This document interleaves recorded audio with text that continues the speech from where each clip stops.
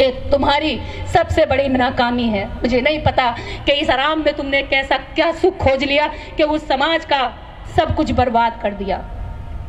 ये समाज एक बंकर में बंद है और झांक रहा है कहीं से कोई सूरज का किरण दिखाई दे। नेता अपनी अपनी पीपरी बजा रहे हैं, मैं बनूंगा तुम्हारा नेता, मैं बनूंगा तुम्हारा नेता। हर कोई मायावती बनना चाह रहा है, हर कोई मुलायम सिंह यादव बनना चाह रहा है, लेकिन कांशीराम बनना कोई नहीं चाह रहा। ज्योतिबा फूले बनना कोई नहीं चाह रहा। हे मेरे समाज के लोगों, मैं तुमसे सवाल करती हूँ, क्या तुम इसी तरह दंश में जीते जीते कितनी पीढ़ियां गुजारोगे?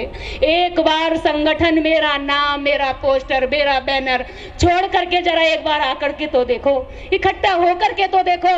तुम मुझसे कहोगे कि निर्दय झाड़ू लगानी है इस मंच पर, मैं झाड़ू लगा दूंगी।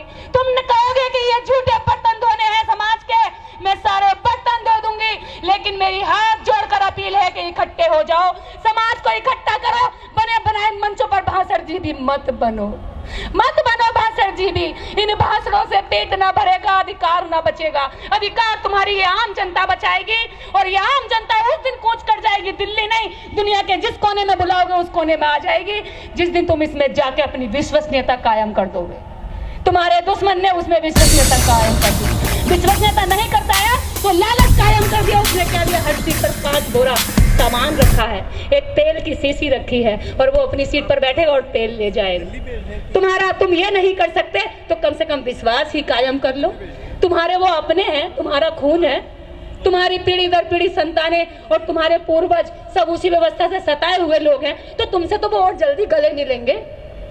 वो तुम्हें रोटी भी खिलाएंगे, अपने घर का जो घी बचा हुआ है वो भी तुम्हारी थाली में डाल देंगे। जाकर के तो देखो उनके बीच में, वो खुद सूखी रोटी खा लेगा, तुम्हें अपनी पतीली की सबसे अच्छी सब्जी खिलाएगा। एक बार जाके तो देखो। मुझसे ज्यादा लिटरेसी वर्ड बोले नहीं जाते, बोल सकती हूँ, लेकिन मैं कोशिश करती हूँ उन शब्दों को बोलने की जिनसे मैं दुखी हूँ, जो मेरी वास्तविकता है, जो मैंने देखा है। मैंने गांव-गांव में देखा है कि आपके समाज को किस तरह से अंदर से खोखला किया जा रहा है।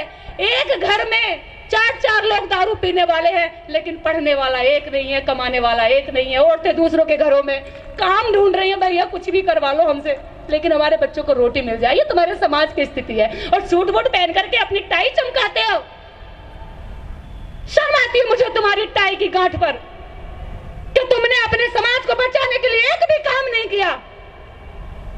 मैं नेताओं से कहना चाहती हूँ, मंच की एक गरिमा होगी, वो अपने साथ में आए हुए लोगों की गिनती कराएगा कि मैंने इस कार्यक्रम के लिए इतना योगदान दिया है। मैं 100 लोग लाया हूं, मैं 1000 लोग लाया हूं, उसके टाइम बाउंडिंग होगी कि अगर आप ज्यादा लोग लाए हैं, आपकी विस्मृति समाज में ज्यादा है, आपको सुनने वाले ज्यादा है, आपका लोगों के बीच में काम ज्यादा है, आप बोलेंगे मंच पर। अकेला चलकर आने वाले आदमी को मंचों से अगर हम यूं ही भाषणजीवी बनाते रहे तो ये समाज एक दिन कुछ नहीं होगा आगे बैठने वाला, और यहाँ की भीड़ बढ़ती जाएगी, बढ़ती जाएगी। इसको पीछे तक बनाना पड़ेगा और इसको सिकोड़ना पड़ेगा, समझ रहे हो? इसको और ऊंचा करना पड़ेगा, क्योंकि वो कहेगा मैं पीछे से दिखाई नहीं दे रहा हूं, सामने वाले की पगड़ी ऊंची जा रही है।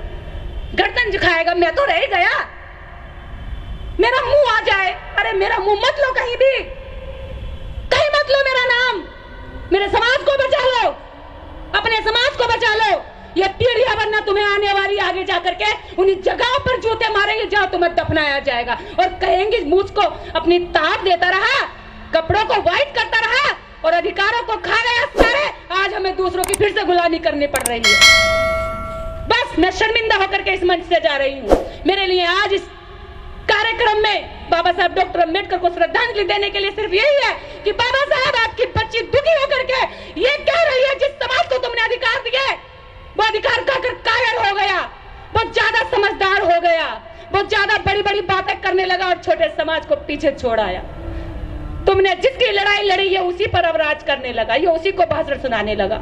बस बाबा साहब डॉक्टर अम्बेडकर के इस कारवां को आगे बढ़ाने के लिए अगर जिस किसी के दिल में दर्द उठता हो ना, तो सामने आकर के कहे, और कहे कि हम अगर महीने में 4 छुट्टी मिल रही है तो 2 छुट्टी मेरी समाज की और 2 छुट्टी मेरे बीवी बच्चों की, और 2 दिन गांव में जाकर के काम करे। तब देखिए कि आपकी कितनी बड़ी आवाज उठती है। इतना बड़ा समाज और यहाँ देखो तो कुछ भी नहीं।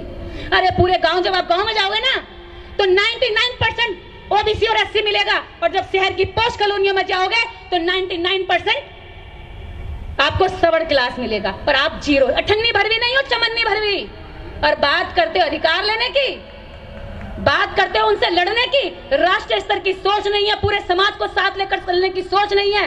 मैं क्या दूं, मैं त्याग करती हूं, कहने से नहीं होता, व्यवहार में छलकता है। सर के बाल से लेकर आपके नखून के पैर तक छलकना चाहिए कि वास्तव में आप समाज के लिए सच्चे हो। आपके व्यवहार से दिखना चाहिए, आपको कहने की जरूरत ना पड़े। इसी के साथ जय भीम, जय भारत। आप सब लोग कल फिर आइएगा मुझसे शर्मिंदा होने के लिए।